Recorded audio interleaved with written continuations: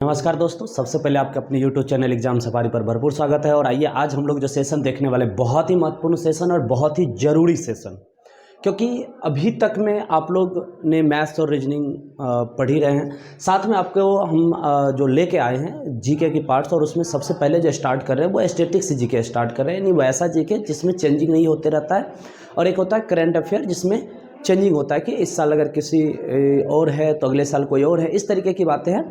तो हम सबसे पहले जो आपके सामने लेके आए हैं वो लेके आए हैं पुरस्कार। और पुरस्कार में पूरे विश्व में सबसे बड़ा पुरस्कार जो होता है वहाँ से हम लोग शुरू करेंगे, और बारी बारी से ये पूरे पुरस्कार का सेशन ख़त्म करेंगे। और आप लोग का आज के बाद से अगर आप कंटिन्यू वीडियो देख रहे हैं तो मैं गारंटी के साथ कह सकता हूँ कि आज के बाद से आप लोग का ये सेशन के बाद आपको कभी भी नोबेल प्राइज से अगर क्वेश्चन आए तो जीवन में नहीं छूटेगा। तो बस आपको शुरू से अंत तक देखना है, बने रहना है।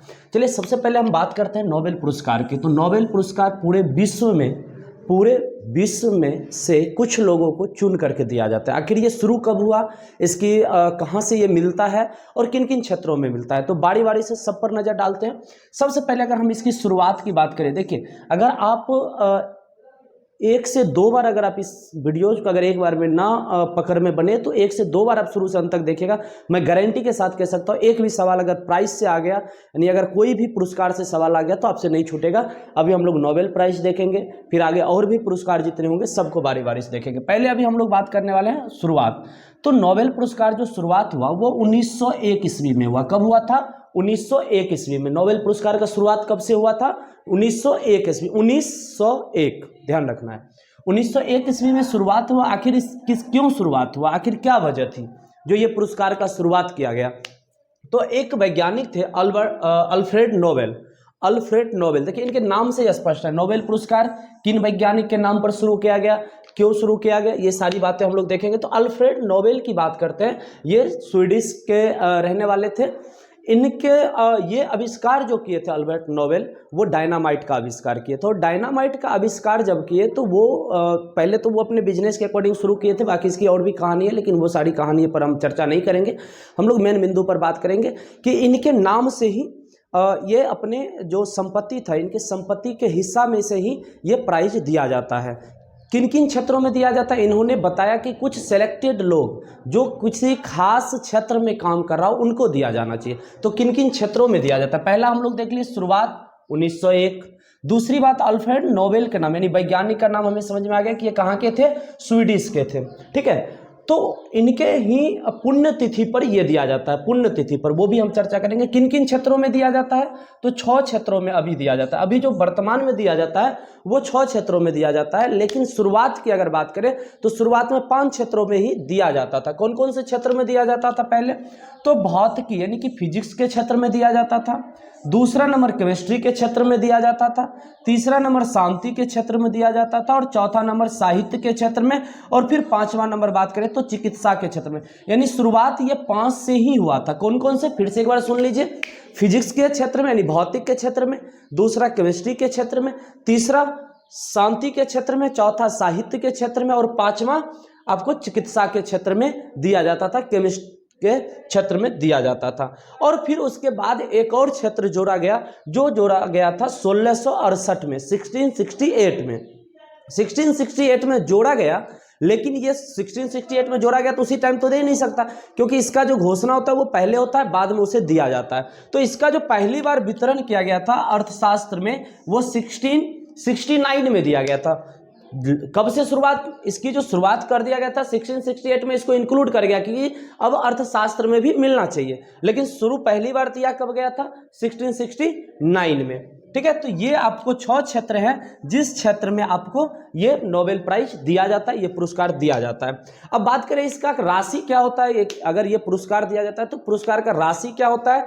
तो लगभग अगर भारतीय करेंसी की बात करें, रुपया में बात करें, तो लगभग 8 करोड़ के अराउंड होता है। ठीक है, अब यहाँ पे ये मिलता कब है, ये मिलता कब है, इसका एक डेट फिक्स है, क्योंकि हमने शुरू में बोला कि ये अल्फ्रेड नोबेल के पुण्यतिथि पर दिया जाता है। तो ये जो मिलता है ये प्रत्येक साल 10 दिसंबर को मिलता है। 10 दिसंबर, 10 दिसंबर को प्रत्येक साल ये दिया जाता है इन 6 क्षेत्रों में। ठीक है, अब हम लोग सबसे पहले यहाँ पे बात कर लेते हैं भारतीय, ऐसे कौन कौन से भारतीय हैं जिनको नोबेल पुरस्कार। तो भारतीय में सबसे पहले किसे मिला, ध्यान आज के बाद अब जीवन में कभी नहीं भूलेंगे कि भारतीय कौन कौन है जिनको पुरस्कार मिला है नोबेल पुरस्कार। पहला है रविंद्रनाथ टैगोर। रविंद्रनाथ टैगोर को सबसे पहले 1913 ईस्वी में दिया गया था। सबसे पहले कब दिया गया था, 1913 ईस्वी में। और उनको दिया किस क्षेत्र में गया था, साहित्य के क्षेत्र में। साहित्य मतलब किताब लिखने के क्षेत्र में, साहित्य के क्षेत्र में इनको दिया गया था। तो रविंद्रनाथ टैगोर आप लोग को पता है कि लिखते ही थे, तो उनको दिया गया था साहित्य के क्षेत्र में। और वो साहित्य कौन सा था, गीतांजलि। तो ये भी ध्यान रखिएगा, यहां से 3 बातें आपको क्लियर हो गया। एक तो रविंद्रनाथ टैगोर को नोबेल पुरस्कार मिला कब, तो 1913 ईस्वी में। किस क्षेत्र में मिला, साहित्य के क्षेत्र में। कौन से साहित्य, तो गीतांजलि। कई बार तो सिर्फ इतना सब पूछ लेता है पुस्तक और लेखक में कि बताइए गीतांजलि के लेखक कौन है, तो आपको ध्यान रखना है, यहां से ये बात भी रिलेट करके रखना है कि गीतांजलि के लेखक रविंद्रनाथ टैगोर है, जिनके बदले उनको नोबेल पुरस्कार भी मिला था। कब मिला था, 1913 में मिला था। उसके बाद दूसरा नाम आता है, वो आता है सीवी रमन, चंद्रशेखर वेंकट रमन। अब देखिए चंद्रशेखर, अब एक बात ध्यान रखिएगा, चंद्रशेखर अगर लगा हुआ आ जाए ना तो समझ जाइए कि वो फिजिक्स के क्षेत्र में उनको मिला है। क्योंकि 2 व्यक्ति ऐसे हैं जिनके नाम में चंद्रशेखर लगा हुआ है, तो वो फिजिक्स के क्षेत्र में उनको मिला है। कौन कौन से व्यक्ति है वो उस पर हम आएंगे।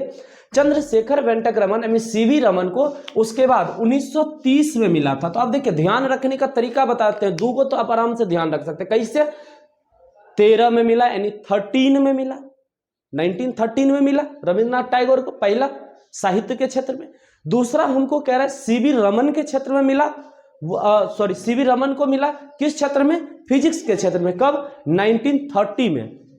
एक 13, दूसरा 30, तो 2 तो आपको याद हो गया आराम से कि एक 13 में मिला, दूसरा 30 में मिला। और किनको मिला था, तो सीवी रमन को किस क्षेत्र में मिला था, तो फिजिक्स के क्षेत्र में। फिर हम बात करते हैं अगला जो तीसरा नंबर है वो है हरगोविंद खुराना। हरगोविंद खुराना को उसके 38 साल बाद मिला 1968 ईस्वी में, और वो मिला था चिकित्सा के क्षेत्र में, चिकित्सा के क्षेत्र में। ठीक है, खुराना मतलब खुराक, दवा का खुराक देते हैं ना, तो हरगोविंद खुराना मतलब दवा का खुराक टाइप समझ लीजिए, सीधा साधा बात कि खुराक कहाँ मिलेगा, दवा वाला, यानी कि चिकित्सा के क्षेत्र में, यानी कि केमिस्ट के क्षेत्र में इनको मिला था 1968 में। उसके बाद तीसरा नंबर जब हो गया तो चौथा नंबर पर अगर हम बात करें तो चौथा नंबर है मदर टेरेसा। मदर टेरेसा को मिला था 1979 में, 1979 में मिला था। और मदर लगा हुआ है तो मदर तो बहुत शांति प्रिय लोग होते हैं, है ना, उनको कुछ कह भी दीजिए तो भी एकदम बड़ी शांत रहती है। तो आपको पता है कि जब ये मदर टेरेसा आया तो किस क्षेत्र में मिला, शांति के क्षेत्र में मिला। और कब मिला, तो 1979 में मिला है, 1979 में। उसके बाद 5वां नंबर जो व्यक्ति है वो आपको पता चल रहा है डॉक्टर सुब्रमण्यम चंद्रशेखर। आपको बताए थे चंद्रशेखर लगा हुआ मतलब किस फील्ड में, फिजिक्स के फील्ड में, तो चंद्रशेखर लगा हुआ यानी डॉक्टर सुब्रमण्यम चंद्रशेखर को जो मिला था वो 1983 में मिला था, 1983 में, 1983 में मिला था फिजिक्स के क्षेत्र में। यानी हम लोग विश्व कप भी जीते थे और ये नोबेल पुरस्कार भी लाए थे। तो 2 चीजें हो गया, 1983 में फिजिक्स के क्षेत्र में कौन लाए थे, डॉक्टर सुब्रमण्यम चंद्रशेखर। ध्यान रहेगा, वर्ल्ड कप से तो समझ ही सकते हैं कि 1983 में हम लोग जीते थे, तो फिर ये नोबेल भी मिला था। उसके बाद 6ठा नंबर पर मिला अमर्त्य सेन। अमर्त्य सेन को मिला था 1998 में, यानी कि 1998 ईस्वी में। और अमर्त्य सेन को किस क्षेत्र के लिए मिला था, तो अर्थशास्त्र के क्षेत्र में मिला था, इकोनॉमिक्स के क्षेत्र में मिला था। कि इकोनॉमिक्स में इन्होंने बताया कि अगर किसी की अर्थव्यवस्था अगर गड़बड़ा जाए तो अमर्त्य सेन बताए थे कि उसको अमर कैसे किया जाए, है ना, अर्थव्यवस्था को अमर यानी मजबूत बनाया कैसे जाए। तो अर्थव्यवस्था को मजबूत बनाने की जो बात बताए थे अमर्त्य सेन, उनको मिला अर्थशास्त्र में। कितने ईस्वी में मिला था, 1998 में। उसके बाद बात आता है 7 नंबर में। तो 7 नंबर में आपको पता चल रहा है BS नॉयपॉल। BS नॉयपॉल एक लेखक है, लिटरेचर है, और वो जो उनको मिला था साहित्य के क्षेत्र में 2001 में, 2001 में। ध्यान रखिएगा, साहित्य के क्षेत्र में 2 बार भारत को मिलेगा, एक 1913 शुरू में और फिर 2001 में मिला था। साहित्य के क्षेत्र में किनको मिला था, BS नायपॉल को। अब आगे बात करते हैं, अगला जो है वेंकट रमन रामकृष्णन। वेंकट रमन रामकृष्णन, इनको 2009 में मिला था रसायन के क्षेत्र में, केमिस्ट्री के क्षेत्र में। यानी वेंकट रमन रामकृष्णन को 2009 में रसायन के क्षेत्र में। उसके बाद अगले जो व्यक्ति थे वो कैलाश सत्यार्थी, जिनको शांति के क्षेत्र में मिला था, यानी बेटी बचाओ बेटी पढ़ाओ के आंदोलन में वो काफ़ी अहम भूमिका निभाए थे, तो उनको 2014 में मिला था शांति के क्षेत्र में। और उसके बाद लास्टली जो मिला है हमें भारत में वो मिला है अभिजीत बनर्जी को, अभिजीत बनर्जी। तो अभिजीत बनर्जी को मिला 2019 में और वो मिला अर्थशास्त्र के क्षेत्र में। देखिए शुरुआत के दो को ध्यान रखना आसान है, कितना 13 और 30 दो में मिला, किसमें पहला साहित्य फिर फिजिक्स में। आ जाइए इधर, ये अंतिम 3 भी ध्यान रखना, आराम से आप याद रख सकते हैं। जब जब भारत में लोकसभा चुनाव हुआ तब तब 2009 के बाद मिला है। कब मिला? तो 2009 में मिला। वेंकट रमन रामकृष्णन को किस क्षेत्र में? केमिस्ट्री के क्षेत्र में, रसायन शास्त्र के क्षेत्र में 2009 में। फिर 2009 के बाद इलेक्शन होता है कब? 2014 में। और 2014 में जो मिला वो मिला कैलाश सत्यार्थी को, किस क्षेत्र में? शांति के क्षेत्र में, है ना।